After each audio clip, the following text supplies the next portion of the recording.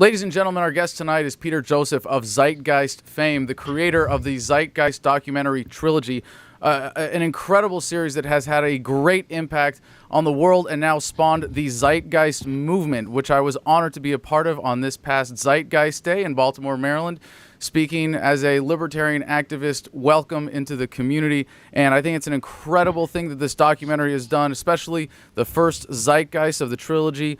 I have to say, when I first saw that, I had to see it again and again and again, and I ended up watching it a dozen times. And it's one of those films that you just have to share with other people. And I must have sat at least half a dozen people down and said, it's okay, I will watch the whole thing again with you. It is that kind of power in the truth of that documentary that has really put Peter Joseph on the map. I'm honored to have him with us tonight to talk about the future of the movement and the impact that it's had so far. Mr. Joseph, thank you for joining us. Oh, it's my pleasure, Adam. I really appreciate you having me on. Now, I really have to say, for the first Zeitgeist documentary, it really was a kick in the behind for a lot of people who really had no idea about these three central myths in society: 9/11, Christianity, and the dollar. And, you know, for a lot of people, the Zeitgeist documentary was the first time they heard about Ron Paul and the Federal Reserve, and led them to, on so many different paths and woke so many different people up. What was the inspiration for the first of the trilogy? Inspiration is hard to find these days. I was always interested in mythology. Culturally, I've been a student of psychology for a long time in my own life, just paying attention to what's happening around us. And, 9/11 hit, which, regardless of what you think of what happened on that day, it's an extremely dramatic expression of human angst, whatever you think the causality was. It doesn't nullify the fact that something's seriously wrong in the world where a person, a group, a country, whatever, decides to do something so epic. And I lived in a very narcissistic bubble, like everyone kind of grows into in this materialistic, self-indulgent, utilitarianist-oriented culture. And I spent all this time working in the financial markets, slaving away in advertising, trying to make money. And around 2004, I had a big catharsis, almost a complete breakdown to myself. And I started to question everything around me, as I think a lot of people end up doing as they mature. And by 2007, I just kind of, without even thinking about it, whipped out this documentary, which is what it became. It was actually a performance piece. My core enlightenment pursuit was always in music, so I've always been a percussionist for years and years, and went to school for that, dropped out due to debt reasons because it's so excessive. Didn't want to be a slave for the rest of my life just to get a degree in percussion. And that materialized Zeitgeist as a performance piece. I threw it up online. It went viral. Again, I had no legal clearance for any of this stuff. And here I am today. I've been basically pushed, as far as I think of myself as an activist, pushed by the community to continue to persist with questioning the world around us and thinking about solutions. Well, how has it been received, aside from the enthusiastic reception of your devotees who really believe that this is a world-changing message, just getting past these three myths? Has there been any resistance that you've seen? I mean, obviously, when Christians see this documentary, when neocon chicken hawks see this documentary, when Wall Street barons are seeing this and their world comes crashing down, I think for a lot of them it's a very positive, cathartic experience. But for some, I mean, there must have been some negative whiplash. Have you experienced any of that in any kind of significant organized form? Well, I mean, there was an enormous multi-level, quote, debunking campaign that hit that film within the first 3 months of it going. And it's always rooted in an ideological fear, meaning people's identities are so strong with these belief systems. Whether it's, you could apply the concept of religion to just about anything. I look at the economic system as a religion. I look at the way we perceive government as a religion. Mm-hmm. And of course, historical religions are just that, entirely based on traditional dogmas presented as truths to basically control people and control thought. So that's the unifying thread. And yes, the backlash ideologically and personally, numerous death threats throughout the years from all walks. It's amazing the interpretation. And in the end, you pointed it out correctly. It's a very positive film because it's trying really to get us to kind of see this stuff back away and think about problem resolution, which is why the other films materialized as they did as a trilogy.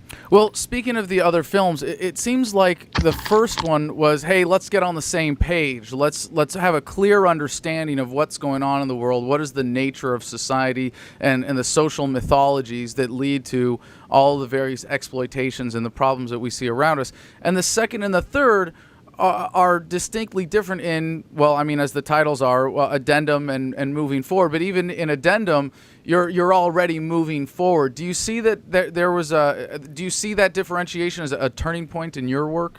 Of course. I mean, there's no shortage of complaints, and I listen to a lot of people in the world talking about the problems, as I know yourself does, and many other great activists, where there's so many problems they have to be addressed. It's like this. It's like there's these walls closing in on us, right? And we have to keep pushing these walls from destroying us. But sometimes we need to reflect on what's actually the mechanism. What's the mechanism of these walls that's coming towards us? Because we can push as hard as we want. It's not stopping the root cause. And the biggest thing that happened after the release of Zeitgeist, the movie, was everyone emailed me, and the millions of emails is saying, what do we do about all these problems? And of course, I didn't know. I mean, what do I know? I'm just some kid who made a catharsis piece. I consider myself well educated, but I really wasn't an activist at that point in time. It was just spontaneous in a way. So I began to look around, and what I tended to find over and over again when I delved deeper and deeper, I used to be kind of libertarian in the sense that I looked at the state as the problem. I thought, if we have like a completely free market, whatever that means, that's the way to go. I believed in a lot of the traditional minded stuff that you see in the libertarian movement, in fact, but that wasn't enough to me. And what I came to realize is there's something deeper. There's a much deeper causality that's happening in the world, and it's based on a underlying philosophical premise that goes with the way our economy is structured. And that's why I go after the economy no holds barred.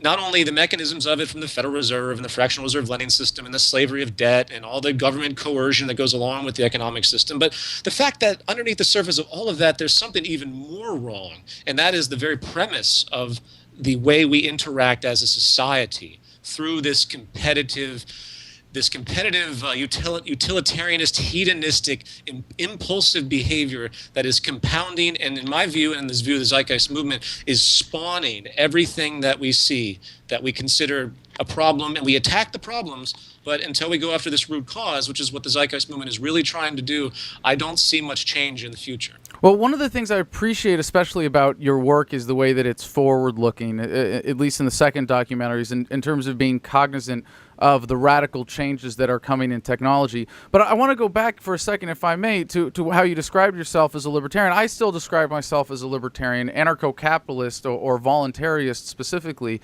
And one of the things that I've noticed from all of my very positive interactions with people who identify as part of the Zeitgeist Movement, I'm really not sure if I should call myself part of the movement now or not. But, I like I said, I was invited to speak in Baltimore for Zeitgeist Day and was honored to have my economic philosophy welcomed and respected and brought into the conversation. I think that's an important part of the spirit of the movement.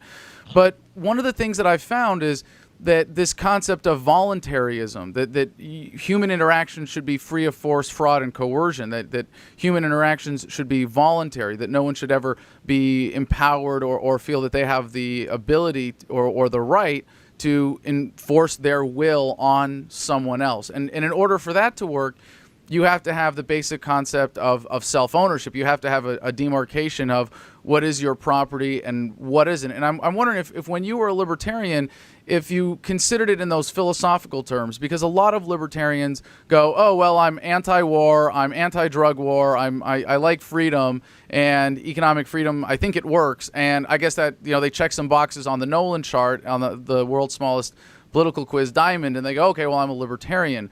And as opposed to having a deeper philosophical understanding of that sense. What did it mean to you to be a libertarian, and how has your philosophy changed, if it has?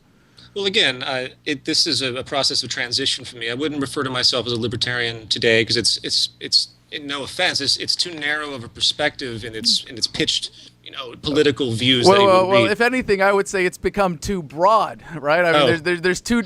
Sam Konkin, the great agorist, said there's two definitions for libertarian. Anybody who calls himself a libertarian, and two, anybody who agrees with me on everything. Okay, well, I would say that the Ron Paul type of libertarianism is the sort of established libertarianism. Would you agree with that? Well, he's represented in different ways, and Sure, he is often misrepresented by his politics as opposed to his philosophy, which is sure. he identifies as voluntarist, Well, and we share yeah, that. okay, I get it. To answer your question, back in the day, again, the voluntarism and the coercion issues are always of high argument because there is a severe violence that comes from the state. Even though we have to begin to question where this violence originates, which goes back to my original premise. And what I've come to find, and this brings me to where I am today, is that this idea that we cannot have any type of coercion on the universal level, which, again, this is a philosophical perspective, so everything becomes a matter of degree when we debate it. But on the fundamental level, if we're talking about freedom and liberty, we're talking about the freedom of liberty to do anything. Now, I think you are rational enough to know that we can't have that type of, I don't mean it has to be imposed. I'm saying that we could self-destruct very rapidly if there was this incentive system that said everyone could do anything without any kind of, say, legal legislation or the like. So given that premise, my perspective has become more scientific. We live in a state of immense coercion that doesn't come from the state. It comes from the natural world. The sustainability rules, the public health rules, and this is really the foundation of what the Zeitgeist Movement is about with its economic reforms. When we recognize what sustainability means and what public health means, and that our human nature is really an amalgam of our human needs and how we have this cause and effect with different needs. If you dehumanize society, you're going to get kids going into a school and blowing them away. If you create a positive society like they do in many other more, quote, socialized countries, and by the way, I throw that word out just as a loose example. I'm not into socialism by any definition either. You'll find much more peace and harmony with very little violent interaction. Why is the United States the most violent country on the face of the earth? It's because there's a deep dehumanization due in part to the deep competitive market psychology, as I would put it very bluntly, that underscores all of the economic system, all of government. And I want to bring this up because I think it's very important for your audience to consider this. I take an historical and statistical perspective. You go back to medieval feudalism.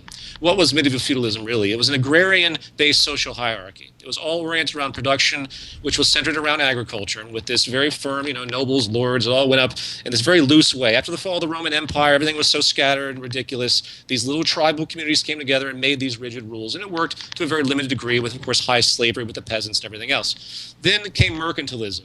What created mercantilism? Trade.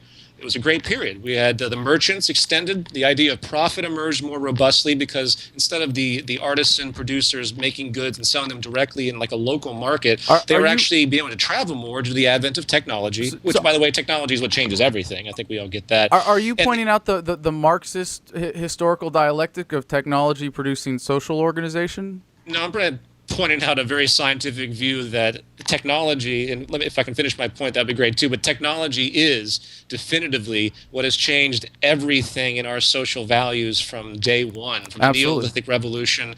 That is the ultimate game changer when it comes to what we think about, how we orient society, what we consider pleasure and pain in hedonistic terms. I mean, we can go back to the Neolithic Revolution before the age of agriculture, and everyone's hunting and gathering. A very, very different phenomenon because there was no control. And as soon as we gained control, all the manifestation for the past 25,000 years have been because of the advent and fluidity of the moves of technology. Going back to mercantilism, just to finish my point here, which is, I think, very important. Mercantilism was based on complete state coercion. So the nations reconcentrated. State had a direct influence on all economic processes, specifically foreign trade, keeping this balance of trade, as it was called. Countless wars materialized because it was basically a form of economic warfare. And then Adam Smith came along, a lot of these free thinkers, very brilliant, and they said, no, this is bad. We can't have such direct control of everything because it's limiting and it's causing more conflict. It's enabling more suffering than I think we can have if we actually open things up. And this was actually, in the face of transition, of a very brilliant statement. But what's happened since then?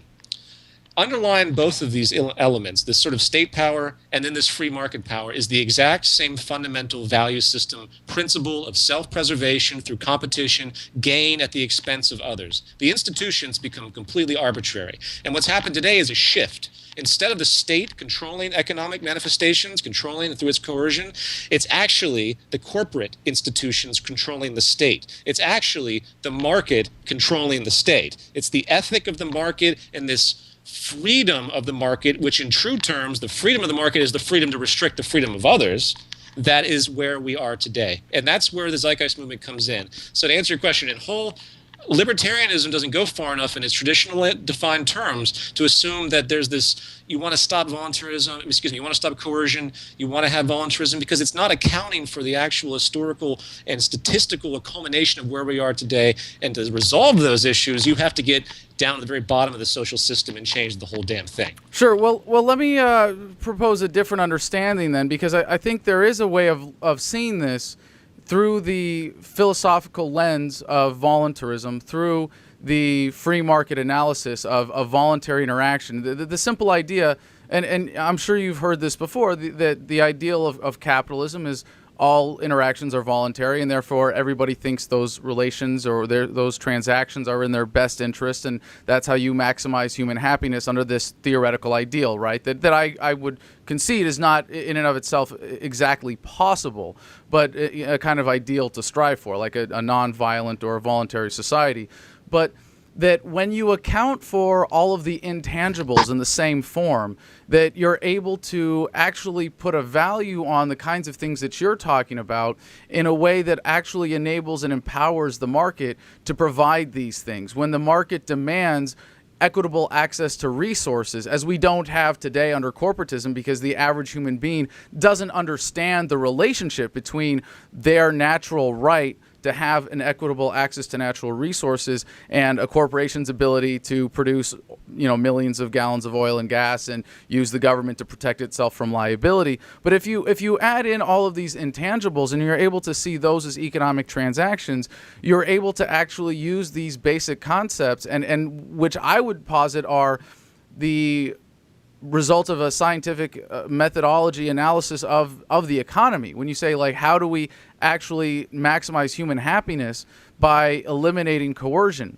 And I think that actually provides another way to get to all of the wonderful things that you are striving to achieve in your model for the future when you talk about a resource-based economy. So given that transition, would you please explain what your vision for a resource-based economy is and how that differentiates from what we have today? Okay, I can address a number of points that you brought up, but I will say I agree with you in principle. The question is, the problem is the mechanisms in place today will not facilitate that, and my biggest point is that those mechanisms are at the very foundation of what we term the free market.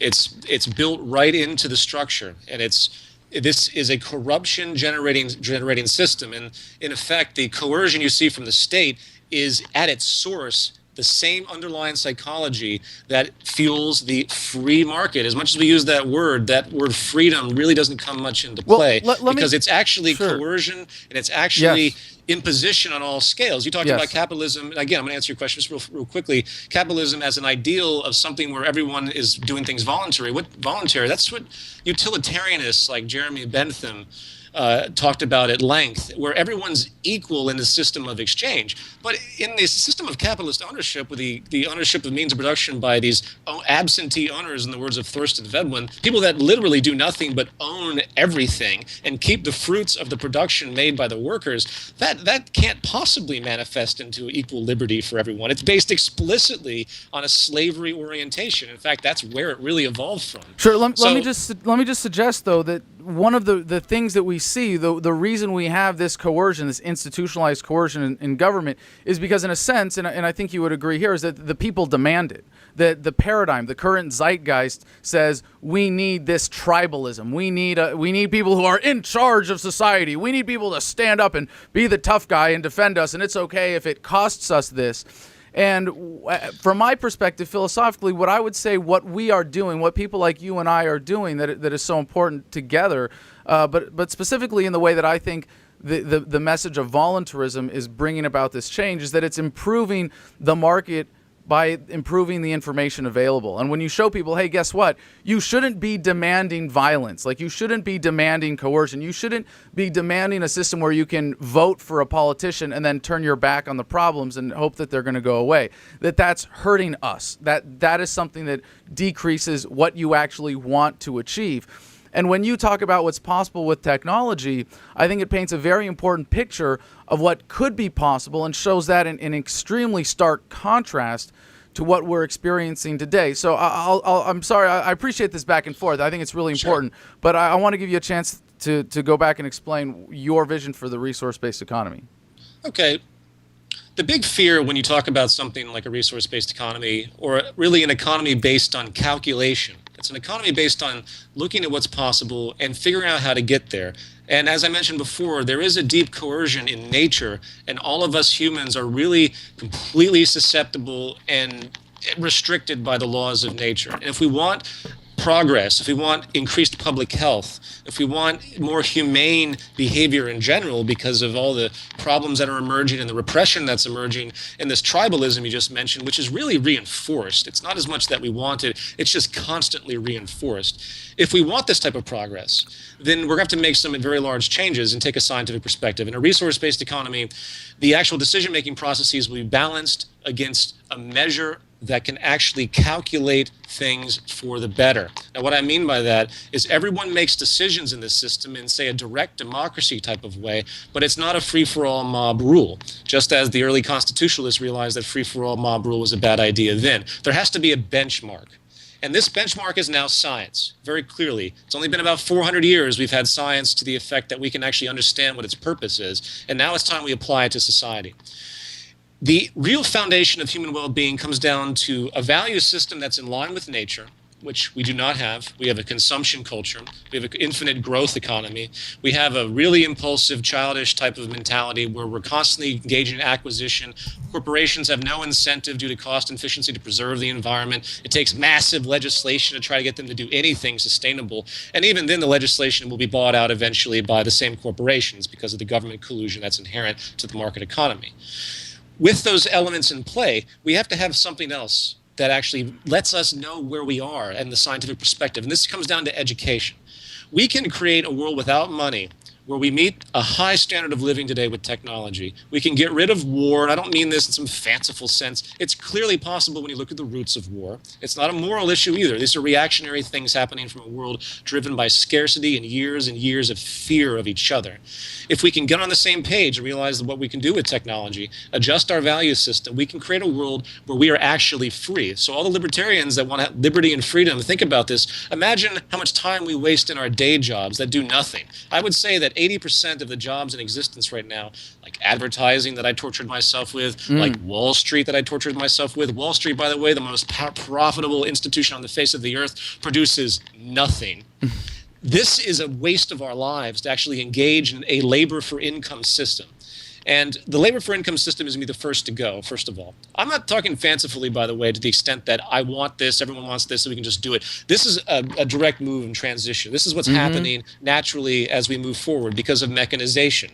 The replacement of human labor by technology, that very technology that can free us all from the drudgery that we endure on a daily basis, is going to push forward less and less employment. More unemployment will increase throughout the world. Mark my words. Why? Because corporations can't get out of the mindset that they have to make money, so they're going to keep replacing people. There's an inverse relationship of machine productivity and the cost of machines. This is incredibly powerful, and it changes everything. So in short, because I could go in a long treatment of really specific details that are really kind of useless in this type of platform because they're just going to create more questions, what we're doing is following the trends that say we can get better public health, more freedom if we create balance with the environment and actually utilize the technology around us, creating an age of enlightenment. I consider the new age coming right now, just like the Neolithic Revolution, where we discovered agriculture. We discovered the very basis of technology back then. Now we're discovering a period where we no longer have to slave and be slaves to each other, in effect, and dominate each other and battle each other because we can take care of everybody on this planet.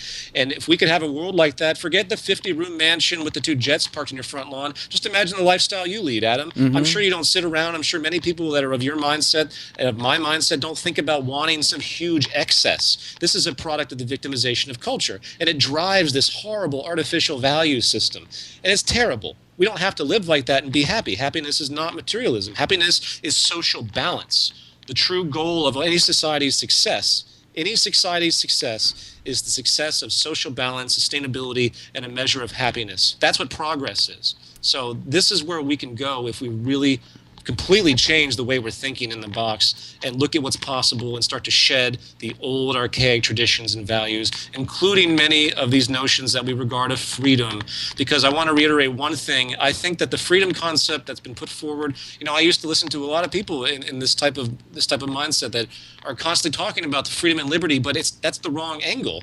The real angle is understanding our place in the laws of nature and being able to relate to that and develop value systems based on these restrictions. And very fortunate for us, these restrictions and this acknowledgement is unbelievably vast, to the extent that our entire world could live in a way it's never lived before if we simply change our mind to do so.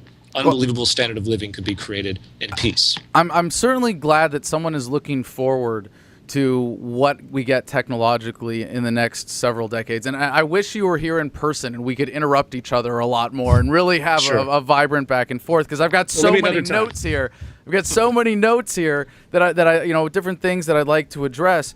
And, when you talk about calculation, what you're suggesting with the computer, and don't let me finish this without painting my picture of moving forward, because I definitely have a framework in which I see all of these technologies that you point out coming to fruition to bring about a lot of the effects of what you're talking about, but without this system. And honestly, without this even deliberate zeitgeist consciousness towards human existence, the unification of a way of thinking, because I really do believe, I think the Marxist historical dialectic was one of the things that he got right, and that technology produces social organization. Right now we're in this like holdover of primitive tribalism, and we're evolving past it.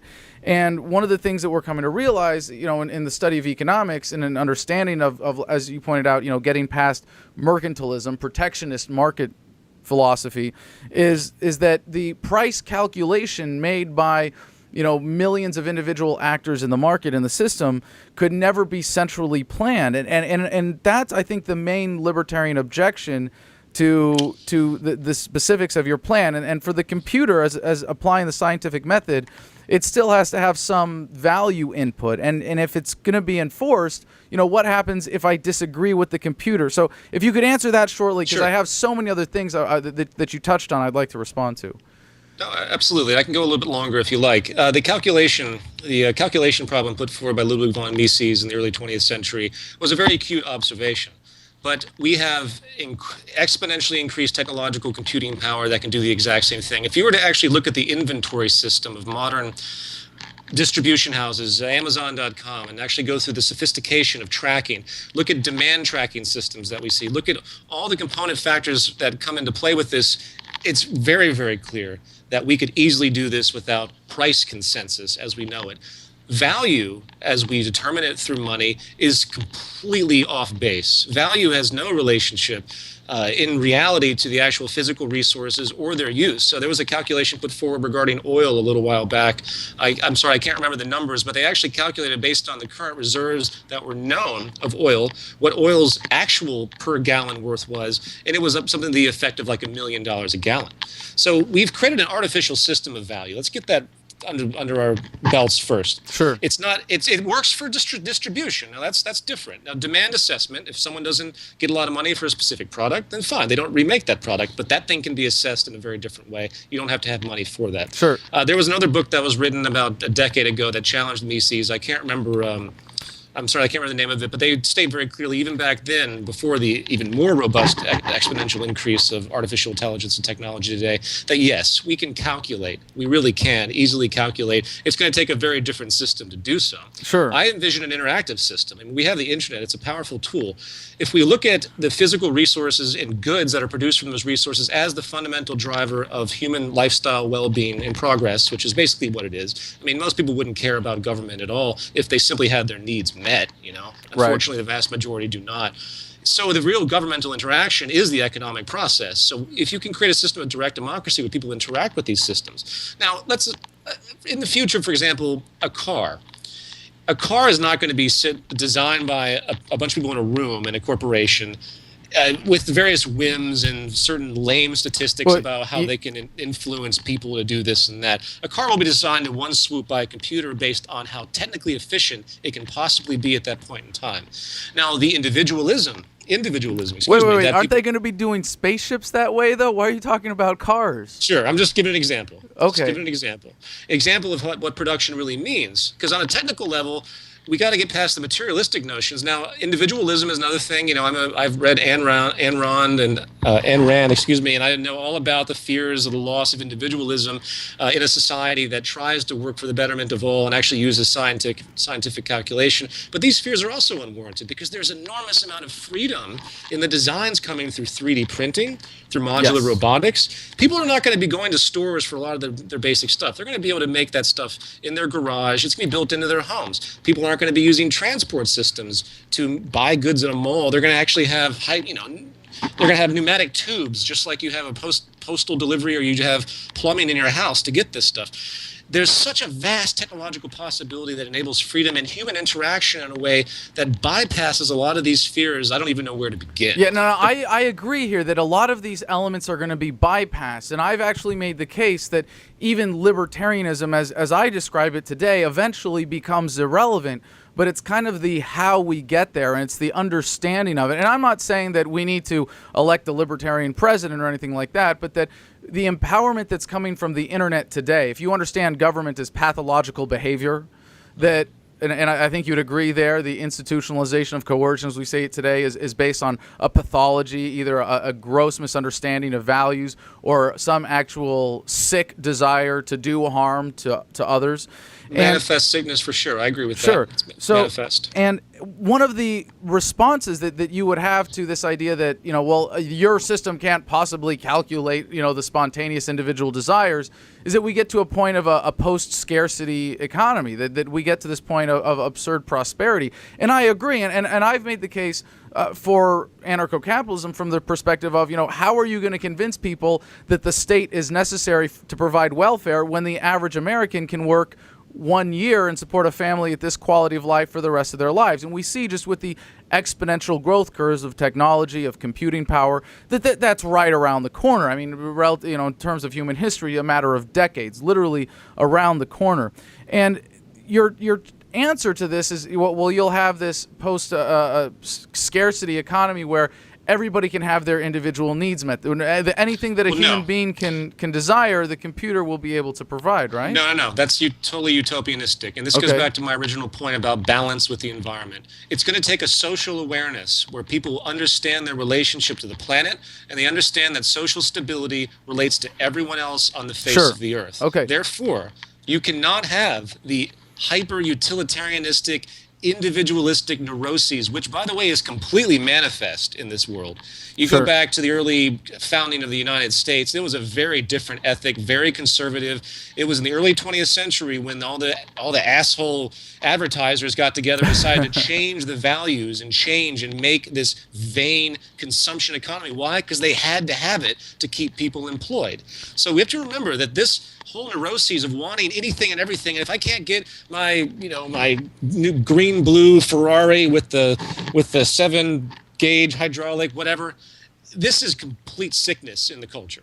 We have to establish balance, which means that we have to understand what we can have on the face of the earth to keep this balance. And this is a completely educational basis. This is why I gave the example to you earlier. You probably live in a very modest life, just as I do, and you think to yourself, you know what? So if I can maintain this simple life, I'm perfectly happy as I am.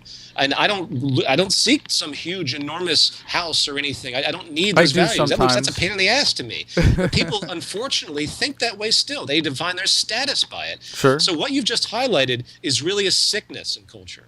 It's not that we can meet everyone's infinite wants, because there are no infinite wants. Well, I would say, though, it's more that people are evolving to find deeper satisfaction than in material goods. And this is where I think my philosophical perspective provides a radically different conclusion than yours in the short term. Because if we are coming to this point of technological prosperity, I mean, in the Venus Project Circular Cities, there are these central rooms for distribution of resources or of consumer goods. And I apologize if I'm glossing over the terminology or the intricacies of that. But what we see happening is we're going to have, computer chips in our brains that are smarter than us. We're going to be eventually replacing our bodies with machinery. The 3D printers that we see in our living rooms now are eventually going to be in our pockets, if not incorporated into our bodies somehow.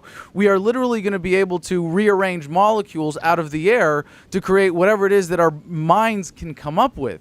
And I think when we get to this point, if we do it with an understanding of voluntarism that I see so many agreeing on as a principle, just that if you, as at least at the point that is your body, we agree to respect you as an independent, sentient being that can exercise self-ownership over your body, then we get to a point where the technology makes it so that coercion is obsolete, that people are able to see this in the post-scarcity society.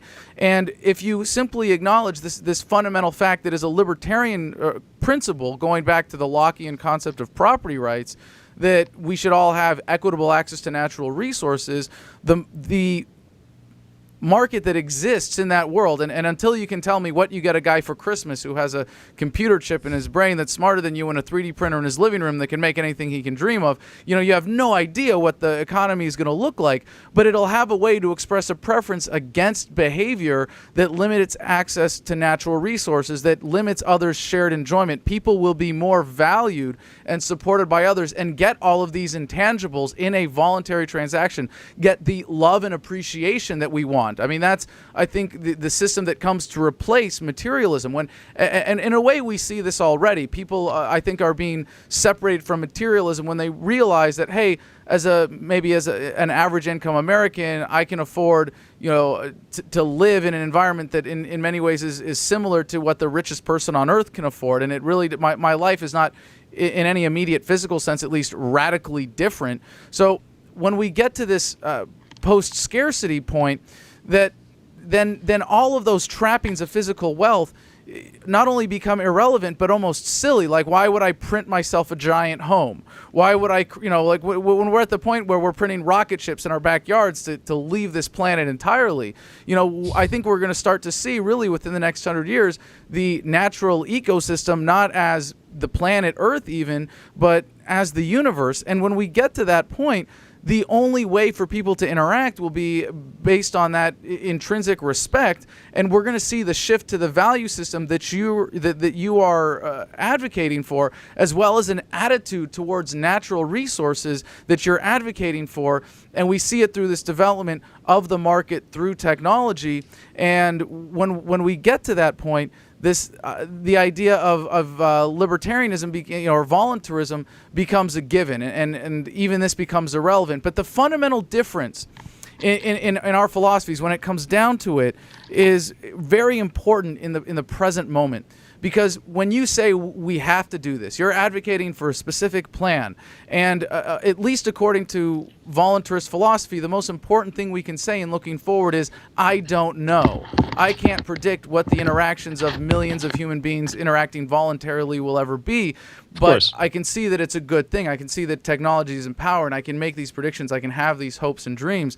But more importantly, I don't have to do anything, because these things are going to be determined more by forces of nature than by human will. And you make a great point. And we only get to shape the character of it, not determine the course of it. Well, I guess it leads itself to a little misunderstanding. If you follow the trends in public health, in the loss of life support, in almost every life support system right now and for the human species has been in slow decline over the course of the past 100 years. If you follow the trends of war and conflict and the advancement of incredible weaponry and this hyper immature, fearful society we have across the globe, we are faced with a very complex predicament, coupled, of course, with sustainability problems. There's all sorts of ecological destabilization, stuff we don't even hear about anymore, like loss of biodiversity. Sure. It's unbelievable what's happening. These are the pressures. These are what you call biosocial pressures, and they will guide us one way or another. But the hope of the Zeitgeist movement, and hopefully anyone out there that really wants to see positive change, is that we can't let these problems go too far. And this is why we have to make active work. Now, any type of activism is an act of coercion. Anytime someone goes and tells you to be any type of way, you're trying to force your will upon them in abstraction. Without a threat, it's not coercion. Okay, well, any type of suggestion without a threat, fine. I agree with that, but it's still, you're trying to impose ideas. And anytime you communicate any information, you're imposing ideas. And the biggest fear I get is people look at it in a violent sense, even when I suggest simple ideas. And it's unfortunate that that reaction is there, but I agree with you. So we have to get education going and get as many people on board as possible to see that we have a very serious set of problems. For example, just imagine in the market economy, based on this immense class division, which is ever increasing, the basic elitism that's inherent, you have the ability to alter a child in utero and make them a whole lot more advanced, eliminate all sorts of general common physical problems that many of us endure today, like astigmatism, whatever. And the only people that can do this are the ones with the money that can afford it. Right. Now, what you're going to have is a very sick class divide. You're going to have, and this goes for every type of major advancement. The major technological advancements, the really, really powerful ones that divide us, are going to go to the wealthiest first. And if you want to see really sick elitism, just wait until this hits. This is why I'm an advocation of neutralizing the market economy as fast as possible. Now hold on. This is where I disagree, and it gets to the idea of are things getting worse, or are they getting better? And according to all statistical analyses, and even if you look at the number of people that die in war, we're living at a point in history where less people than ever are subject to coercion or violence in their daily lives. In an abstraction. However, I hate to interrupt you, but the structural violence is on the rise. We have more people dying of poverty and sickness, dehumanization probably than ever before because of the relative deprivation. A huge problem in our evolutionary psychology that is finally being realized is that it has nothing to do with physical anything anymore. If you can meet your nutritional needs and live happy in a hut, well, then you're happy and you live as long as you do with basic support. That's fine. The poor I today, disagree about the divide. I really disagree about the divide. If you look, even just to pull an example out of thin air here, when you go to the ancient Aztec cultures, they were able to show from their historical records how the average peasant lived what was the natural human life expectancy at the time of 25 to 30 years or something like that, whereas the kings and the priests were able to live 80 to 100 years. And if anything, technology is reducing that divide when it comes to practical application of that technology to make your life better. A rich person can only watch television the same way that a poor person can, or videos on the internet, and the same thing, you look at it with the automobile, and when the car was invented, only the rich had it, and poor people walked. That's not the point I'm trying to make. That's actually a relevant point when it comes to human public health, when it comes to social interaction. The poorest in the United States lived better than kings a long time ago. Sure. So it has nothing to do with the relative problem, even though you have 1 billion people that literally aren't getting nutritional needs. So that's the other side of the spectrum. The real issue is relative deprivation. Evolutionary psychology, because of our deep empathic centers, have very difficult responses when it comes to imbalance. Imbalance is the most caustic thing that you can do to the human culture. It creates, again, the violence you see in America is because of the class divide. We have the most stratified society in the entire world, and the violence you see, doesn't matter how many people have guns or not, is because of this imbalance. It doesn't matter what the level of imbalance is. It's completely psychological. If you were to interview all the people in Occupy, most of them probably had general basic jobs. They probably weren't doing that great, but they are angry and upset and dehumanized by the massive class imbalance. If you want a healthy society and create success in the world, you have to get rid of classes. That's very important. Even that is an improvement, though, because in just again to go back to the Aztecs, back then you could say that the peasants were convinced that was their lot, that it was cosmically ordained that they be the subservient class, whereas today, thanks to the internet, thanks to the technology waking people up, thanks to the truth button being right there one click away, those activists at Occupy are able to realize they are being ripped off. they're not falling for the scam. They're not falling for the racket that creates this kind of wealth disparity in the system today. But Mr. Joseph, I think we could go all night with this. I greatly appreciate your time tonight, and I think it's incredible to have these kinds of conversations and to know that people at this unique point in human history, as we approach what I like to describe as the asymptote of the human experience, and I think you'd agree that one way or another we are coming on something like that as these exponential growth curves get, at least as far as human perception is concerned, they become vertical lines on the chart, and we enter into a different realm of existence. Personally, I think within our lifetimes, and of course with life expectancy increasing the way it is, I think we're all going to live to see humanity expand and take over the cosmos. And I'm just holding on, buckling up, looking along for the ride. But the difference here is that you feel from this that there is a moral compulsion. For me, it's something that is an opportunity. I don't have to be an activist. I get to be an activist. But either way, I greatly value your contribution to the conversation, and I greatly value the way that you are improving the global market for information. Well, I really appreciate you having me on, and I agree that either we go with the trend and we submit to it, or we're going to suffer some serious consequences. Ladies and gentlemen, Peter Joseph, founder of the Zeitgeist Movement and creator of the Zeitgeist documentary trilogy. The obvious stuff that is making people go, what the fuck is happening here? As libertarians about the sanctity of the individual. This is disorderly conduct.